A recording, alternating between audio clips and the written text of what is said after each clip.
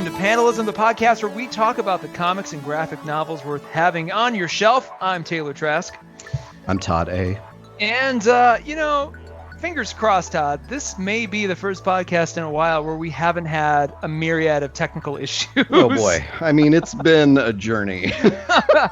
We'll spare you, the loyal listener, all of that. We talk about it a little bit on our boys episode. God, I just hate that it's this weird, off-balanced feeling, like you can't remember how to ride a bike kind of thing. Yes, excellent metaphor. Like, we did it so well for so, long, and then a couple of little technical details come to, at us, and we're lost, like terribly lost anyway. It's a look-see into the future when the U.S. electric grid goes down for whatever reason, and we just all sort of look at each other like, what do we do? What happens? How do we go back?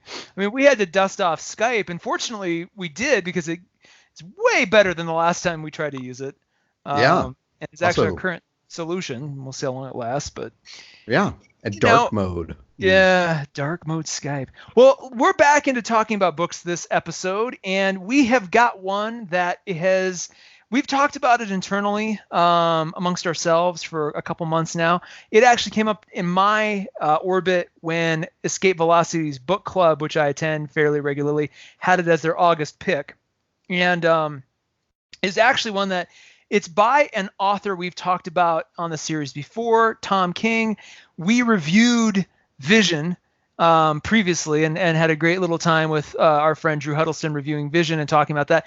I thought Vision was kind of the top of the hill, but no. Yeah. He actually wrote another book called Mr. Miracle, Eisner Award winning. If that means anything to you, it sort of does me sometimes, depending on what doesn't.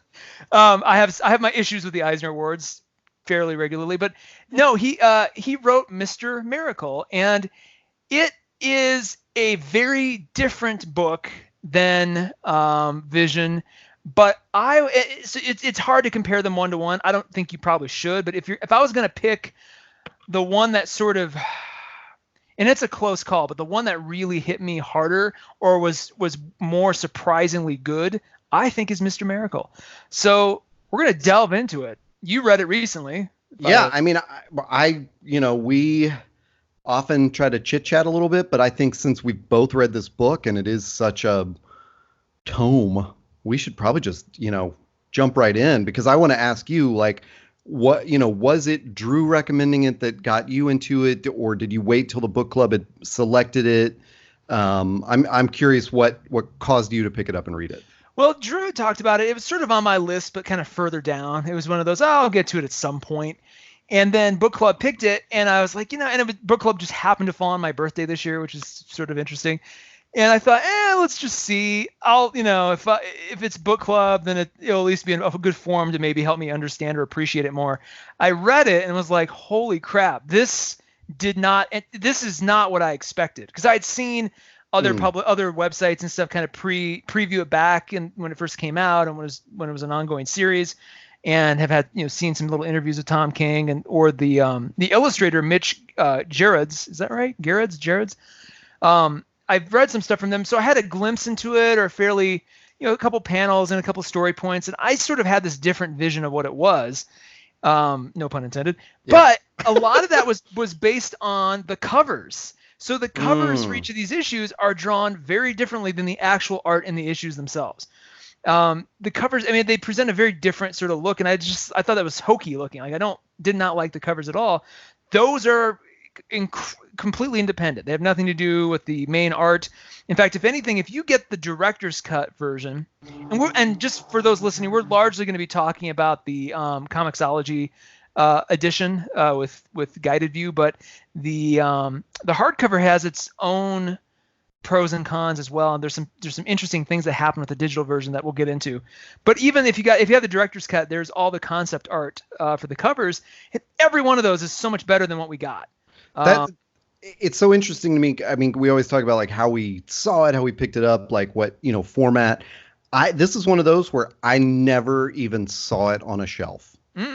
Or if I did, I was just blind to it. So then reading it in digital form where the covers are only presented at the end was like, oh, okay. To me, it read much more like a chapter, like they're novel chapters in a novel. I mean, which they are obviously meant to be.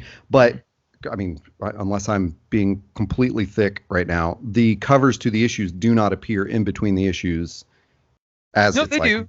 They do in the digital version. It's what separates each chapter. So wait, maybe I didn't even understand these were covers. Well, there's a cover, and then there is the sort of like fractal intercessionary page panel that gives like a little quote that's black and has sort of almost like modern art looking, and then it jumps in. So like that thing that's the weird art that doesn't quite match, but it sort of sets up what's to come. Like that's the cover. It's just the titleless cover. Now having refreshed my memory, I see exactly what you're talking about, and I feel like a total idiot.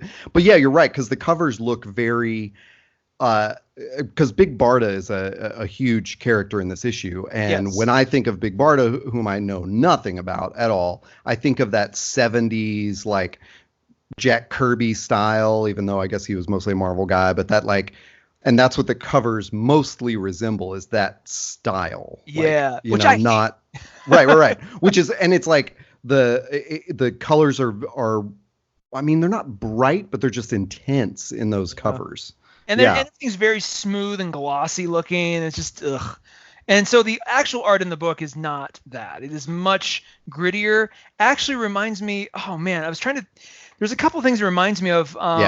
That will probably come to mind more as we talk about it, but it's very much, it is very unique art, but it's very realistic, and it's very, there's sort of a cinematic quality to it, and sort of what he focuses on and what he gives, how he sets up the panels, and time moves very intentionally, almost in the same way Alex and Ada had. There are several panels where they're basically holding the same pose, and like little arm movements or motions will happen in the course of six frames. And you can kind of see that sense of time, or like a boom tube's opening up and they're waiting for it. And it's sort of, beat, open up, go on. It uses the 9-panel grid pretty freaking loyally. In fact, dare I say, no, there's a couple. Well, there are a couple pages that break it, but, and that's one of the really interesting experiences of reading it digitally is, I'm sure you had this experience too, where you can tap, like exactly as you're describing, you can tap through a few panels where just the slightest smile is appearing on someone's face, and it almost works like a flip book. Yeah. Because in that 9-panel grid, they have moved the expression so slightly from panel to panel. And so flipping through it in guided view, where you don't see the whole layout, it just looks like this flip book thing of someone, slowly cracking a smile, which is such a cool effect. And there were so many times where I tapped out to see the 9-panel view, when something like that would be happening, because I wanted to see how they laid it out. Well, it's interesting. And before we start, I was going to read the back of the book, but honest to God, the description they give does not do this book justice at all. So I'm going to try to cobble together my own version, which is Mr. Miracle, Scott Free, is a character you may have seen or may have been in the background of other DC stuff. He gets complete first billing here. He's a child of the New Gods. He is Highfather's son, who was sent to Apocalypse to basically grow up. Apocalypse sent his son to what's the other planet called? Oh my God. Oh fuck. Sorry. No, I said Apocalypse. I meant. And I swore. Man, it's like on the first page. Yeah, I know. Oh shit. Anywho, so Darkseid raises Scott Free as his son. He sends his son to Highfather, and Scott Free grows up on Apocalypse. Growing up with Big Barda and the Furies and Granny Goodness and all this stuff. And we jump into the book long after he escaped from Apocalypse, and it's his escape from Apocalypse that gives him this lifelong career of escaping, almost like a street magician. He escapes from all these different things, and sort of the soft tease into the book is like, can he escape his life now? And it seems to be more of a standard sort of just drama comedy, where it's this guy. You can almost expect him as like a Steve Carell in the 40-Year-Old Virgin kind of character. He's just going through his life. All these kind of mundane things seem to happen, and around all that is this package of his former life, which is these gods and monsters and things that come and visit him or interact with him, and he just kind of maintains this wonderful sense of normalcy. But New Genesis. New Genesis. Thank Christ in heaven. But throughout all that normalcy, there is something very wrong going on with him. And at first, you don't know if it's depression, anxiety, the fact that he's this escape artist, is that causing him to sort of hallucinate or become more disturbed? What is going on? Is it his background, his childhood catching up to him? Something else is wrong. And there's little things that start to happen, and they kind of build and flesh out more. And the book sort of goes through that period of his life. It seems to be pretty much over the course of a year. It seems like maybe a two-year period. And there is definitely an ending to it. This was a limited series, and so there's I'm sure in some reality where they're doing the White Knight 2, there could be a Mr. Miracle 2, but I hope not. I hope this is all there is. So that's kind of where we start. And the main characters are Scott Free and Big Barda. Like this is very much a relationship story. You get so much juicy, interesting character moments with those two, dialogue, life choices, PTSD. Like those two, I developed such a respect for the Big Barda character through this whole thing. Scott Free was an easy sell, but I came into this predisposed to not liking Big Barda, and in this book she turned interesting. Pretty hard. I mean, they definitely. It's interesting to me that they kept her in the old uniform, but made it work. And I think made it work so much with all the domestic scenes. Like in a domestic scene, she's not. There's like it's just a totally normal domestic clothing that she's wearing, and Big Barda, when she puts the uniform on, and Scott too, like there it seemed to be very intentional. Like they're like, we got to suit up, and so he's in his superhero costume and she's in her Fury's costume, and that's like her soldier attire.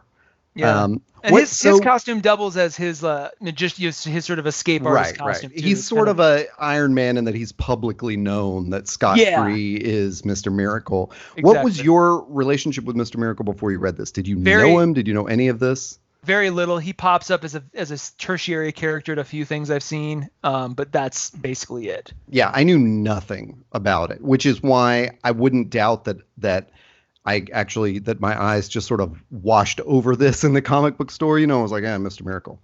Even the cover of the the director's cut, like the trade paperback, that cover just doesn't sell this book correctly. Like the individual issue covers didn't do it. The main cover doesn't do it. Like this, it was really weird how off the mark they were in packaging and selling this book. It's especially given how good the Vision marketing was. With the what's the Norman Rockwell and American Gothic sort of like throwbacks. Yeah. That was wonderful. In fact, if anything, their covers were better than the art and the story. Exactly. Largely, and this was the opposite of that, which is maybe what was intentional. I don't know. It's weird, a weird inverse. And I'll tell you one of the reasons that it didn't even stick in my mind that we were seeing single issue covers in between the issues was because they have no type on those. Like It doesn't have the title or the number or anything like that. You're just seeing this one page, and if you're in guided view, it just looks like one panel. It just comes up like one panel, and I was like, oh, that's weird art, the interstitial art, but I never connected it like that's what the issue cover looked like. That's so weird.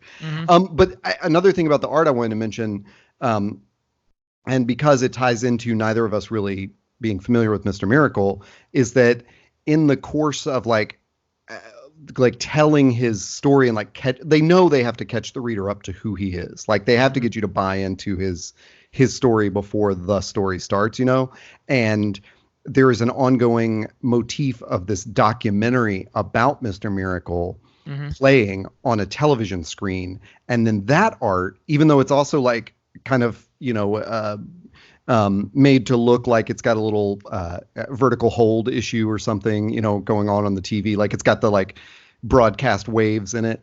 That art is much simpler and more old throwback comic book style than the actual style of the art. So you also feel, I mean, that was a great separation to me, was seeing those panels and going like, oh, okay, I'm in this world now. Yeah. Okay, now I'm back in the real world. And the art in the like real story world was still like kind of sketchy. There were sort of some, there's really obvious Ben-Day dots. Like it's not like just like a full color block on it, like the Mhm. covers are, and yeah, just very cool. Yeah, very so Textured. That's what I was trying to say. texture. That's a great way to put it. Um, in our notes, I've got a lot of things. I'm going to move most of that to the end as just kind of a lightning round of observations because I think there's a lot Yeah. of stuff. We're not going to go through the story beat by beat. What I do No. want to do is focus a lot of time on two big questions. And I think maybe this is where I need to say at this point, spoilers abound. Is that Yeah. okay? Yeah, because there's no way we can talk about this without spoiling because it is a limited series, and Taylor has this like theory that kind of blew my mind earlier that I'm sure we're going to get into. Well, and it blew my mind too, and it kind of occurred to me. Yeah, so definitely you can't. We can't there's so dance much around it anymore. No, and if you haven't read it yet, please go read it and then come back because I think what we're about to talk about is going to be you will want to hear it after you've gone through this. Yeah, I would say just read the first issue, and if you don't buy in after that, it's okay. But Yeah. like, you're going to get a taste of everything in that first issue and how weird it is to come. You're not going to get any answers. Yeah, not at all. In fact, But you don't but really you get might be answers until the curious. end. Yeah. And even then, this is a very abstract book, but I think it's in those abstractions you can draw a bunch of different conclusions that are all fairly valid. But there's one in particular that I came to that I think is the sort of the higher meta kind of thing he was going for. That Is it coming? it's coming. So I'll Turn it off. Turn it off. You don't want to turn it be off. spoiled. Here, we're gonna talk about it is very likely that what we're seeing in this book is Scott Fried having died in one of his escapes. This is his purgatory. This is a Jacob's Ladder. You're saying this is a Jacob's Ladder situation. Jacob's Ladder, or even like another movie that comes to mind is Waking Life, which starts in much the same way. There's this kind of central character and he gets hit by a car and then the movie just keeps going like nothing happened. But as he continues on, he even says like, hey, I think I might be dead. But we think he's dreaming. He thinks he's dreaming. We're just seeing his dreams play out through all these interesting philosophical conversations. But it keeps tying back to that one moment early on. And there's a moment in this book that's and I remember when I first started reading it, it's in issue 1. It was very unsettling. He's on the like David Letterman kind of talk show. What is it? Godfrey. Godfrey. Late night with Godfrey somebody. Yeah, and he's sitting there talking, and it's very wavy. It's like an old wavy kind of 80s broken 80s television in terms of how these panels lay in. And as it's happening, you get the first beats. Well, it happens before then too, but you get these continuous beats of Dark Side Is, and when you're on a guided view, it is haunting because you're panel Dark Side Is. In all black, white letters. Panel, Dark Side Is. And it starts to kind of turn into a period. Dark Side Is, period. That's punctuated. it. Yep. Yeah, that's it. And no explanation, no context. In fact, they never really explain it, but it kind of starts, it feels like a heartbeat. Like you get this kind of pacing and then bum bum. And it kind of comes back again. And it's when it happens, Scott kind of gets unsettled a little bit. Like it's almost like it's a little warning to something not being right in the world of the story. So it really hit me in this scene in issue 1 where he's on this the Godfrey show, the Letterman show, and he pauses and the host goes, great, that's just great, just amazing stuff, really. But I guess the question that does leave one question unanswered. It does, doesn't it? Did you actually really escape? I mean, death, right? Did you escape death, Mr. Miracle? And he's looking at him, and then Mr. Miracle sits there silently staring back at him, and he doesn't say anything. And it beats again, and he goes, what? And it cuts back to the host, and he goes, oh, sorry, my apologies. We've got to take a break. And then he does like a commercial, and it shows the guy looking straight at you through the panel in a really sort of disturbing, creepy, sinister kind of looking thing. And then it jumps into sort of a flashback, or not a flashback, but a scene with Scott Fried and Highfather walking on the beach. So it teases this thing that's like Scott Fried might have died, and then you don't think too much about it because you're just kind of right back into the story again. But you realize things start to happen a lot quicker. His old friend, you realize might not exist anymore, and his wife is saying weird things. And there's a scene in particular where every other panel is Dark Side Is, Dark Side Is, Dark Side Is, just like a heartbeat as he's trying to figure out the world. At one point, Dark Side Is the entire page. So they really use that 9 panel grid structure, and then that dark side is what do you call it? A mechanism really, really well. Yeah. I don't think Well, that works as well in the printed version. exactly. I've seen the printed version. I'm going to own it soon, but like it plays very differently there than it does. Because you're gonna see it. You're gonna anticipate it. You're not gonna get that heartbeat that you describe.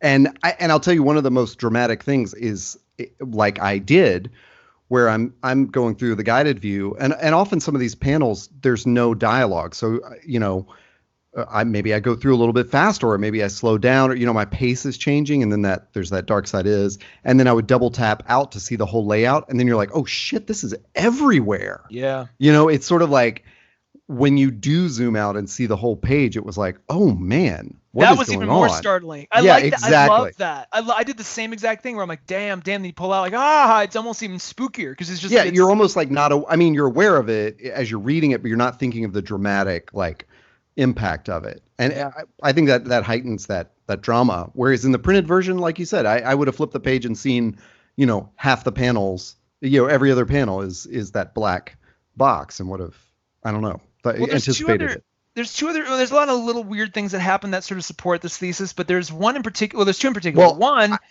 Go ahead. No, I just love that's that first panel. And is that the one that you texted me about and said there's one panel that's gonna like blow your mind? No, I'm gonna get to that one. Okay, okay, cool. Because already I love this intro because that's the it's like we've talked about this in other books. That's the moment where you're put on alert, like, oh, things are fucked up. Like you sort of know from that first panel of Scott lying in his own blood what has happened, or you can guess, but there's still a chance that like he was just involved in a terrible fight in his bathroom. Like it's not that obvious, at least on sort of your glance at it, that he's cut his wrists. Yeah. I took away from that scene that he survived just barely, but like, Barda found him in time. Yeah.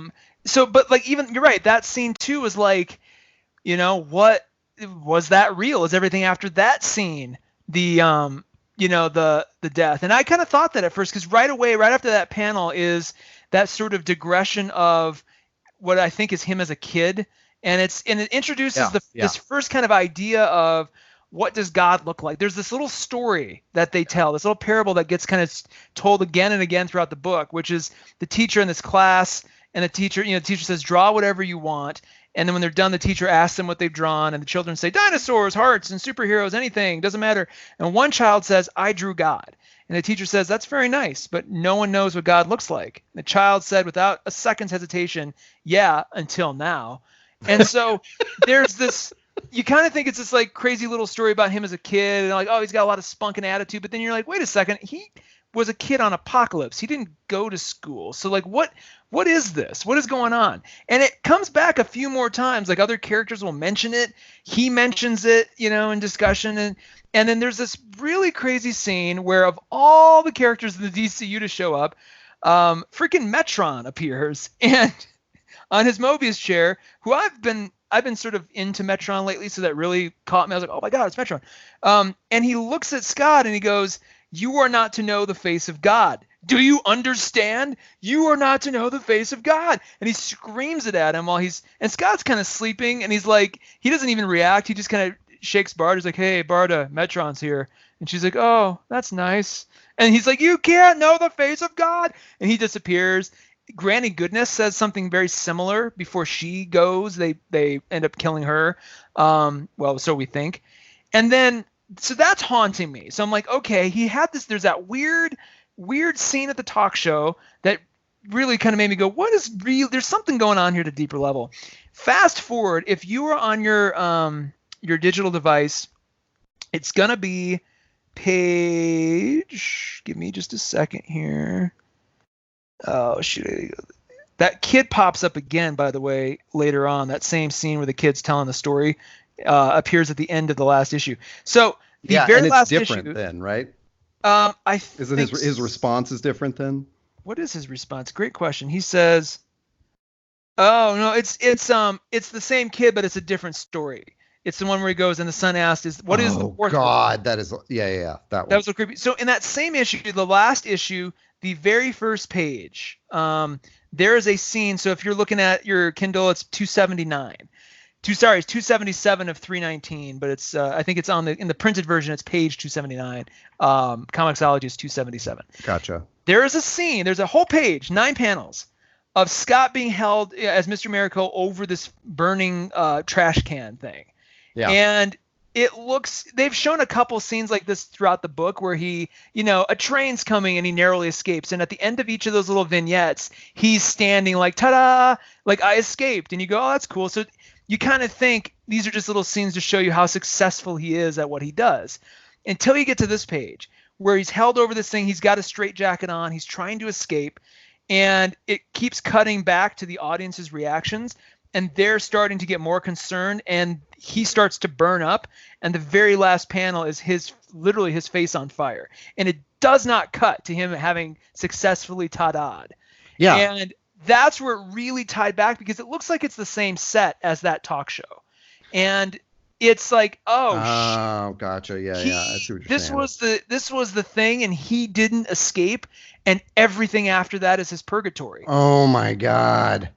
That is such a crazy specific call. Oh my God. So is your hypothesis that he's on the Godfrey show for real and he dies, like there's some story about his death, but then he actually performs he has performed this trick on the Godfrey show and died. And then everything else. Yeah. And then everything else is wow. And that's why the Godfrey character is the one that goes, well, you didn't escape that one time, did you? You didn't escape death, right? And it's like, holy shit, that's interesting. And then it's really interesting because the very next the very next thing after that page is Barda waking up. So then you're like, well, was she dreaming that? Which could be if you want to take it in that direction.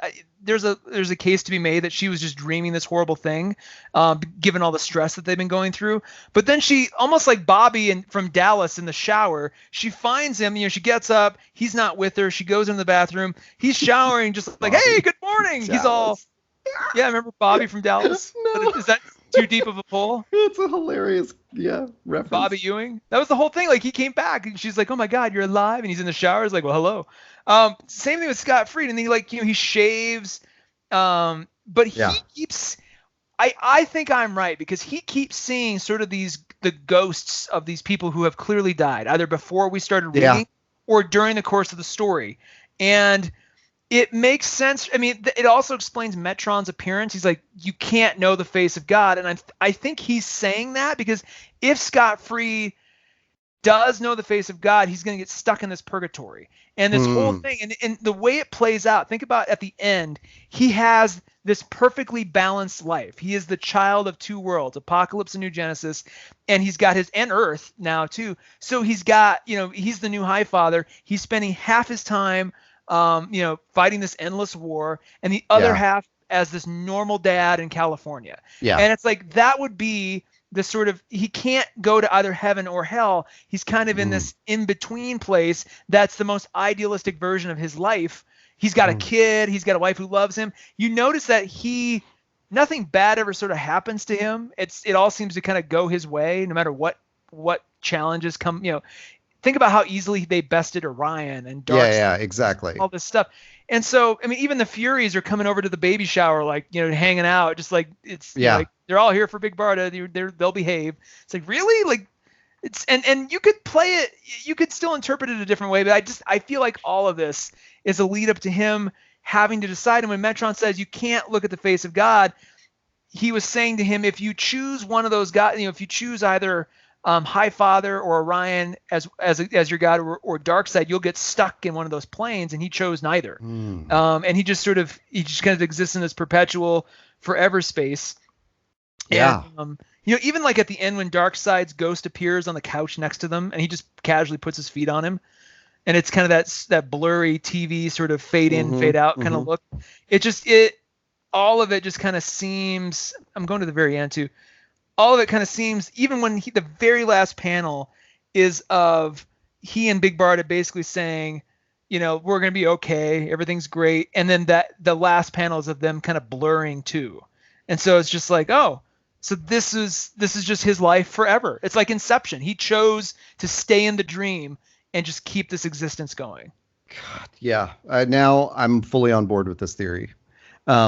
Because that effect of like where they would blur the TV transmission and then it would blur into like what we think are real events was, I kept going like, okay, so and there's all the memory stuff happening. Like, he's learning a trick with his friend that passed away and, Metron visiting. And it was like, wait, what?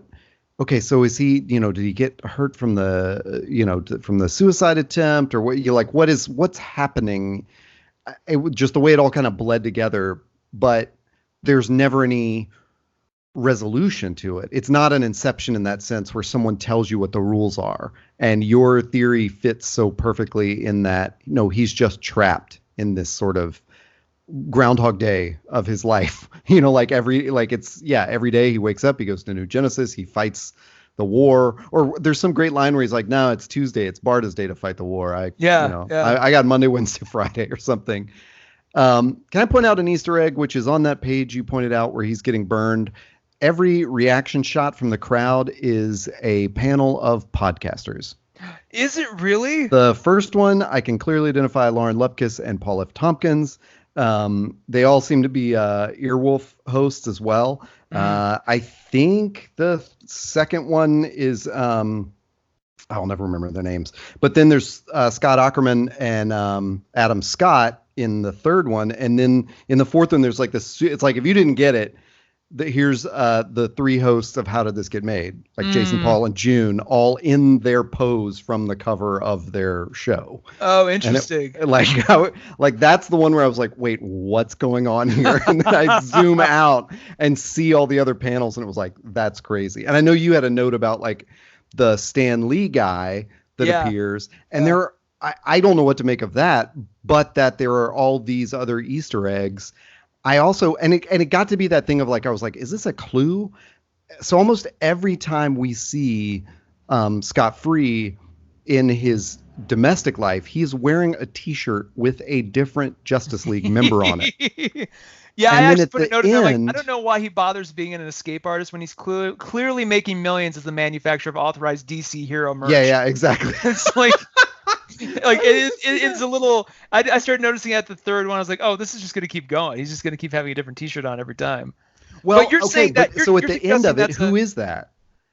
Well, are you suggesting there's a deeper meaning to that besides just an excuse to put him in a shirt? Well, and it could just be a red herring kind of thing.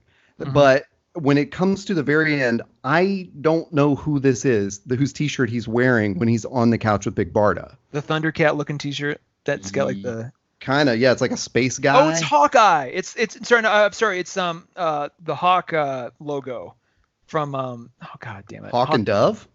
No, Hawkman. No. In the very very last, like there's like a spaceman, like at the end of the book. Oh, sorry. I was looking at the orange one. Let me. Yeah. Not that one. I was gonna say Hawk Guy for a second there. Hawk Guy. Yeah. If I ran DC Comics, I would absolutely have a hero named that. Oh man, that looks like a super old. I've seen it, and I know somebody can identify it really easily. Like it's a guy not like wearing a red. It's almost like it looks like a Japanese sort of robot looking character, or almost like no, that's bad. Well, I'm gonna look this up, but I'm saying like, why would the most obscure one appear at the? This is what my brain was doing. Oh, okay. When I was looking at. So yeah, I just didn't know if you made anything out of the T-shirts, or you just thought it was like fun kind of in-universe ribbing and stuff. Like there's a bit where that creepy dude, whatever that weird host guy or the PR guy gives the Stan Lee guy. Wait, is that who you're into? Oh yeah, he does say Excelsior. Yeah. Oh yeah, I think he was. That was purely a Stan Lee sort of. I mean, everything. He even says, "With great power comes great possibility." In this to like the kid, it's as close to Stan Lee as humanly possible. Oh, it's Adam Strange. So Adam Strange is the one on the last shirt. Oh, is it? Yeah. Weird. Okay. That's Adam Strange. Wow, that's an old classic Buck Rogers-y kind of Adam Strange. Yeah, it's Buck Rogers. Yeah, that's totally what it looks like. Anyway, so there's like whatever that guy's name is gives Scott like a Batman doll for his new son. It's like we all had Batmans. Batman doesn't kill people. I thought that was a great line.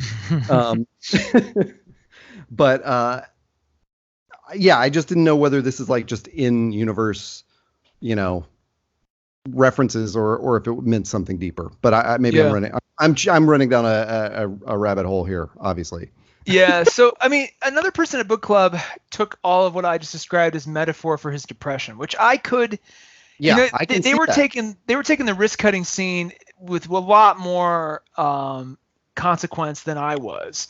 And, they're like, that's where, he did try to kill himself and he almost pulled it off. And then everything we're seeing is sort of his grappling with that. I don't buy that because it doesn't explain the casualness in which some of these characters reappear, like they are, sort of out of time and space. And they kind of interact with him all the same. Like they're like, hey, but they're interacting with him like he's sort of manifesting them himself. I don't know. Well, and I like your interpretation because it just blurs those lines, which is like the literal and figurative thing that's happening in this book. You as a reader are seeing blurred graphics, while Scott as a character is experiencing blurred visions and memories and things like that. But what's nagging me right now is that, having pointed out that Easter egg, if it weren't all of those podcast hosts, if it were just the How Did This Get Made or just Jason Mantzoukas, I would totally say 100% this is a Jacob's Ladder, because that has been his running joke for like 10 years on that show, where someone starts talking about a hypothetical thing, like, did this really happen? He's like, wait, is this a Jacob's Ladder? Another Jacob's Ladder situation? And making it like clear, like the Smurfs movie or something totally, they reference Jacob's Ladder in the book at some point too. I forget who said it. One of those characters. His name is Child Jacob. Jesus Christ. Yeah. Well, there's somebody gives a shout out to the story too. And dude, this is a Jacob's Ladder. We've solved it. Case closed. Join us next week on. And it's just, I don't know. It's astounding to me, like, 'cause it never really clicked in my head until that page, that final sort of first page of the final issue. Then it was like, oh, I see, because it wasn't quite the way that they play Scott off in this book is so casual. And so just kind of like, he's almost like the Big Lebowski. He just kind of drifts in and out of these scenes with like just utter aplomb, just like, yeah, whatever, man. It's all good, dude. Like he just kind of comes in and out. And so like you kind of get distracted by that, and you don't really think too hard about what his circumstances are, even though all these weird things are happening and the Dark Side Is thing happens. But if you notice, the Dark Side Is panel stops for quite a while and only comes back again in very specific moments and during very specific things. And so it's just the fact that keeps thumping through him. That's, it's almost like he's trying to quiet that part of him. And by the time he does, like, the next time I think it comes in is when they're confronting Darkseid. He's about to, they almost get him, and then he fights off their beam, and then he almost kills Big Barda, and then bang, Darkseid is, and then like you don't see it again.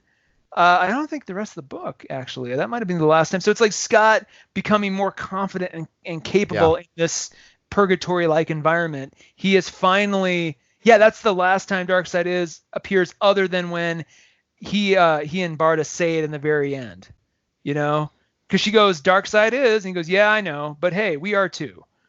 And then, like, it's just such exactly. Sort of like, he is, but we are, we exist too. Like you, almost like, this place exists because you exist. And so you can get really metaphysical with this story. That's when it really sort of in my mind settled, like, oh, I love the Vision book, but this may have it beat. This is so crazy because you were like selling me on this book, and I really, I thought I was going to come into this and not be like the spoiler, not because I didn't like it, but there was a part. So I was into all the mystery, and there's a real clear, like, there are arcs, they're acts. Like, when Act 1 is over, there's like there's like an act break, and you're in Act 2, and you're like, I get it. And then Act 2 ends, and then it's weird. And I was like, oh, this is so frustrating. Like, just resolve it, like, we already got it. Like, we're here. And so I was reading it on a plane, and I did that thing where I like zoomed out on the pages just to kind of like flip through and see how many pages were left. Like, what is going on, And there were parts where I just found like I can't concentrate on what's going on. But I think it's because I was looking for I just had in my head, like, no, there's a different resolution here. Yeah. Yeah. And not that I knew what it was going to be, but what a surprising reaction, because there's so many times where we read something. I mean, there are a lot of times I have that reaction of like, hey, I know where this is going, but I'm so enjoying the ride. I want to, to be a part of it. And this is one of those rare books where it's like, oh my God, I'm piecing it all together. So I found that panel. It's on, boy, I'm having the problem you have. I think it's 249. Okay. And it's when, and it's 248 in the digital version. And it's when Scott and Funky, that's the PR guy's name, are decorating for Jacob's birthday party. And they're putting up all this like Batman stuff. And Funky's telling him this crazy story that he and Jacob supposedly made up together. And at one point it cuts away to this page. It's all drawn like pen on notebook paper. Mm-hmm. But then it comes back and there's just this one panel where Funky says, "No, boss, I told you, it's not my story. It's Jacob's story." Mm. And isn't that something special? Wow. Jacobs is like bolded right there. Yeah. Wow. That whole sequence kind of bothered me just because I'm like, why are we talking about? But yeah. I never put that together. No, and those were the pages for sure that I was just flipping through like, oh my God, come on, let's, like what I was doing was like, I just, was reading the comic in the full page view rather than zooming in, because I was like, man, what is going on? Like, get me out of the story. I don't know what's happening. And of course, that's the biggest clue that, I totally missed. Yeah. Oh man. Something else I want to point out, then we'll do some lightning round stuff. If you really appreciate the use of color, this book uses color so well. It's even more obvious when you look at it in Comixology and kind of pull back to just see all the pages side by side. Oh yeah, for sure. But it's like, I mean, the reds and the brown, like every page has some color theme to it that designates place or mood in a very deliberate way. Everything from all the the apocalypse stuff is all either red or dark red or black. Some of the bedroom scenes are like, kind of a hazy blue. When he's in a heavenly kind of situation, when his wife's giving birth, or when he's talking to his father, it's always bright and white. Except for at the end when he finally confronts his father a final time, it's raining and it's blue, and he's basically telling his father like, I don't need you anymore. So just the use of color, you start to appreciate this book again. They did not sell this correctly at all. It's amazing. I even found it. I mean, this could have sat on my list for years and years and years before I even discovered it, and it is amazing. It's clear to me now why so many people were so into it when it first came out. Yeah. No, I totally agree. You want to do some lightning round stuff? Because there's a smear of observations that, I do want to touch on in case you want a couple upsells. We already talked about the Stan Lee kind of character. I don't know, and maybe you can tell me if this is more of a DC tradition than just this book shows, but it seemed to me that their use of the mother boxes was very similar to Siri or Alexa. Oh, yeah. They were mother box and everything. They're like, mother box, how long does it take to get from here to the Ventura Highway? And it's like, mother box is like 8 hours and 45 minutes. And it's just like, okay, thanks, mother box. Is that how they are supposed to operate? I have no idea. I really appreciated the spin on that. I kind of hope it's sui generis to this book, because I've seen mother box represented in other comics, and it's never that blatant. And you know what? And so I don't know if this exactly ties into that, but when you bring that up, I was thinking of Tom King's humor and the way he does things. There's a running motif of like when Orion puts Mr. Miracle on trial, which Mr. Miracle gets to choose the location. He's like, yeah, here in my living room. And then like Big Bart is like, I'll make a veggie tray.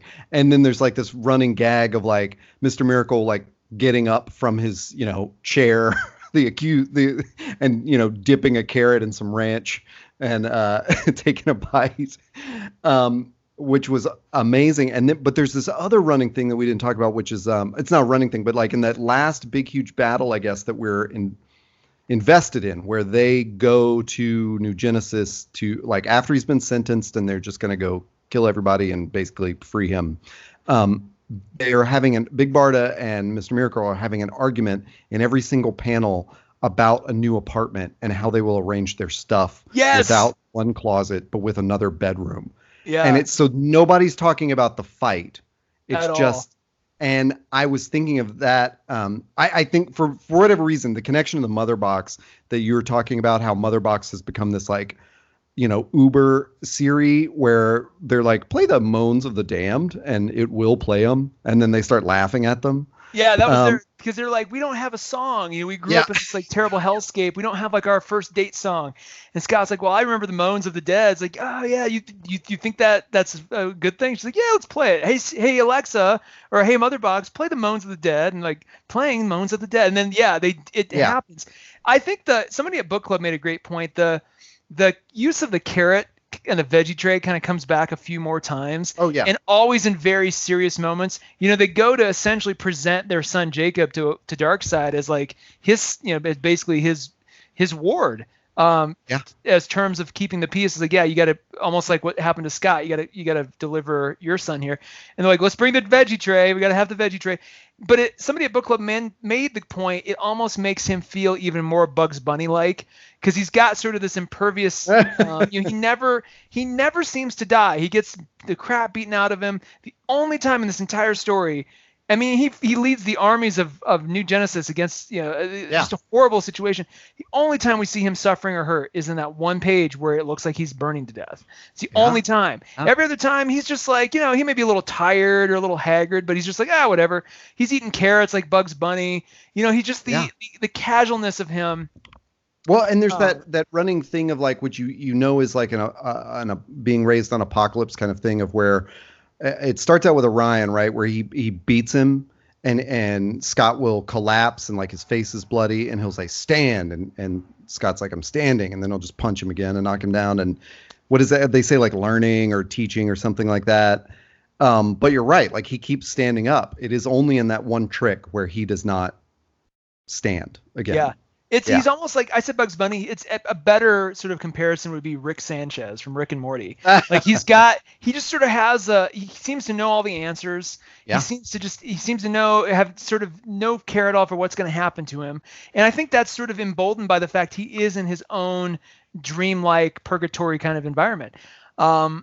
There was even a line in there where I think it's him, he just goes, excuse me, like when somebody's trying to explain this big long-winded thing. It was such a Rick moment. Oh yeah.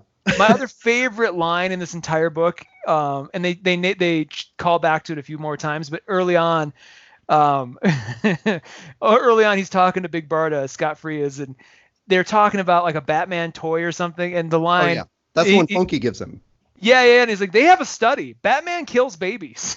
And I just love that. Again, Barty kind of gives a look like, what? And just there's so much wonderful, like this didn't necessarily even have to be about DC characters. They could have done this story with kind of any configuration and it would have worked equally well, I think. I'm so glad you said that, because you stated it in a way that never would have occurred to me, but there was something like that nagging at me the whole time. There was a mystery to me of like, if I knew something more about Mr. Miracle, would I have a different impression of this? And I kept telling myself, no, that's the point. They've chosen like an obscure character to tell, I kept having to sort of like reset my brain, like stop trying to figure it out. It's not like, it doesn't fit in the universe. It's different. Like, it's just using the characters to say something else. But to me, this was a big, like mystery box, like, or puzzle box where I did not solve it. This was a Rubik's Cube that was still scrambled at the end of it for me. And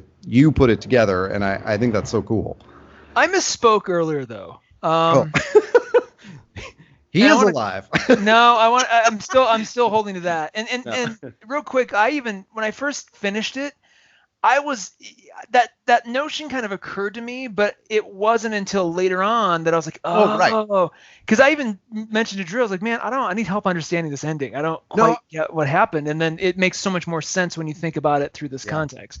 But I was mistaken earlier. I had said there were several scenes of him trying to escape, and he always does. He never does. This is the only. I'm looking at the one right now where he's in the barrel on the train track. The last panel is him getting mowed over by the train.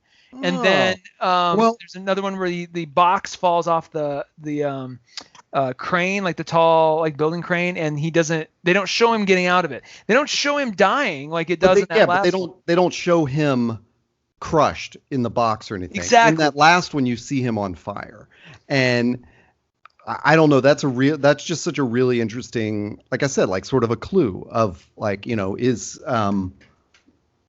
is this the Godfrey show's set, and this happened earlier like that? It's so crazy. And then it's not a literal suicide where he sat on the bathroom floor and cut his wrist because he was depressed. It's a figurative suicide in that the thing he does to make a living ended up killing him, and then he's experiencing all, like. I love this idea because it seems that no matter which angle we take, Yeah. he's dead on that bathroom floor. Or at least after that scene, he's dead. So then it's just a matter of when did he die, under what circumstance. It's almost like Inception. It's like, when was he actually in the dream?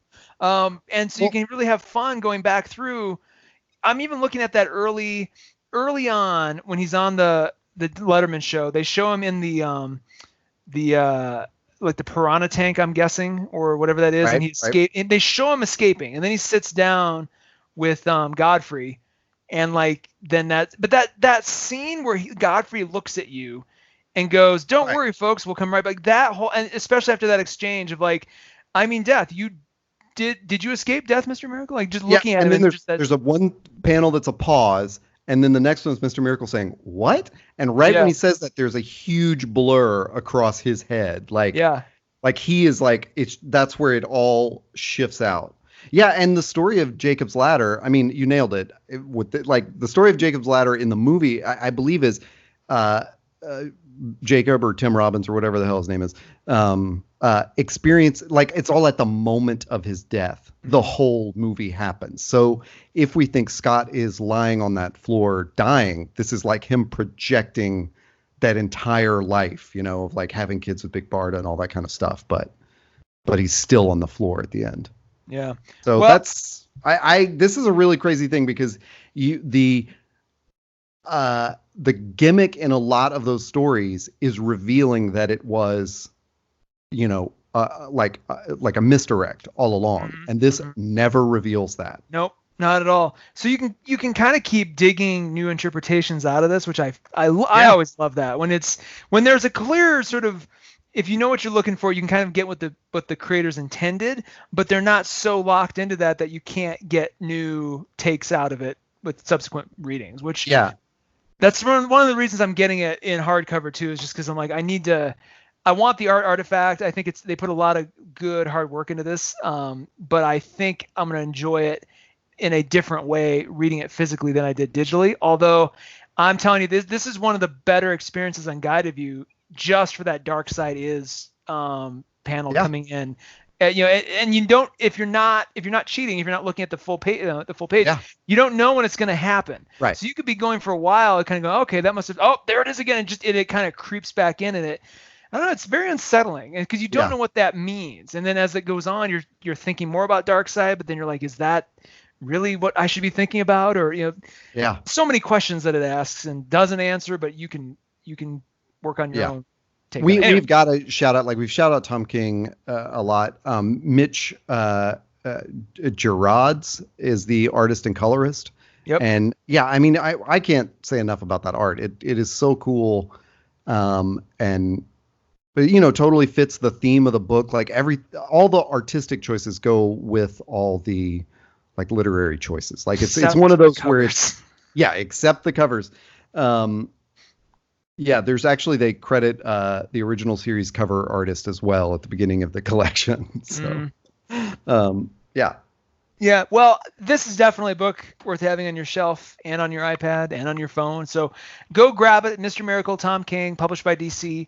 Todd, where can folks find this podcast if they want to listen to other episodes and other reviews? You can find us at panelism.inc. That is a real domain. In fact, I just went there to remind myself of the other Tom King book, which we've talked about, which was Batman, The Rules of Engagement, which happens in episode number 81, in which there's a long scene of Catwoman and Joker lying wounded, having like a panel-by-panel discussion, very similar to Big Barda and Scott having this conversation about the closets during a fight. We talked about The Vision on episode 67. And again, just go to panelism.inc and you can scroll through all our past episodes. You can subscribe through Google Play and Apple and whatever you want, Stitcher and Luminary and all that stuff. And we are on Instagram at panelism.inc, the very same as our domain name. And we post art from the books and, talk about stuff and respond to comments. That is actually the best way to get a hold of us. Oh, I've got some good Instagram stuff coming. I visited a little comic shop in Salida, Colorado, shortly before Labor Day, and they have, among many things, they had the comic adaptation of The Rocketeer, of the first Teenage Mutant Ninja Turtles movie, of the movie Dune, and of the movie Buckaroo Banzai. Whoa! And like those last two are in like a prestige, bigger format, like almost like a magazine. So it was just kind of they had these like collections of long boxes in their basement. And I just started rating them. I'm like, can I go down there? Like, yeah. I started rating them. So I'm gonna be sharing all that stuff. Oh, that's so cool. Yeah, it's pretty mind blowing. I was like, I really did feel like I kind of hit the jackpot a little bit because they knew what they had, but they didn't. It wasn't curated upstairs yet, so it was kind of like, I got this before other people did. Yeah. Oh, nice. Yeah, and I look more of that to come on Instagram. But it's been a pleasure. Happy reading, and we'll talk to you next time.